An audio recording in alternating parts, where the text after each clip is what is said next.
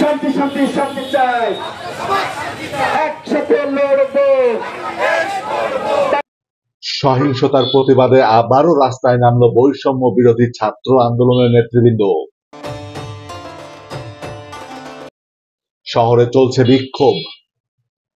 ঝিনাইদহ সহ সারা দেশে সহিংসতা, ভাঙচুর, লুটপাট ও চাঁদাবাজির প্রতিবাদে বিক্ষোভ মিছিল ও সমাবেশ করেছে বৈষম্য বিরোধী ছাত্র আন্দোলনের শিক্ষার্থীরা।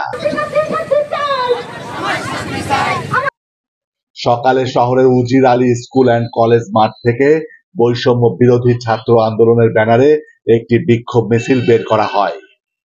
মিছিলটি শহরের বিভিন্ন সড়ক ঘুরে কেন্দ্রীয় শহীদ মিনারে গিয়ে শেষ হয়।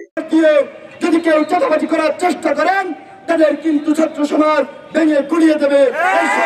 সেখানে অনুষ্ঠিত হয় সংক্ষিপ্ত সমাবেশে বৈষম্য বিরোধী ছাত্র আন্দোলনের সমন্বয়ক আবু হুরায়রা, রেলমা, আবু রাইহান সহ অন্যান্যরা বক্তব্য রাখেন।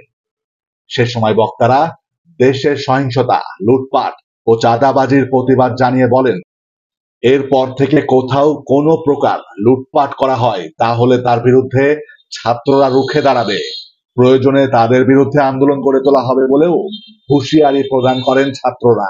একসাথে লড়বো, বাংলাদেশ বাংলাদেশ করবো,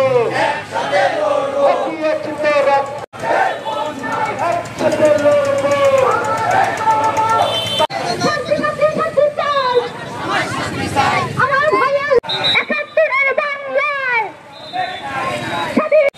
পক্ষ থেকে সকলকে সংগ্রামী শুভেচ্ছা ও সালাম। শিক্ষার্থী ভাই ও বন্ধুরা এবং ঝিনাইদহের গণমানুষ, প্রথমে স্মরণ করছি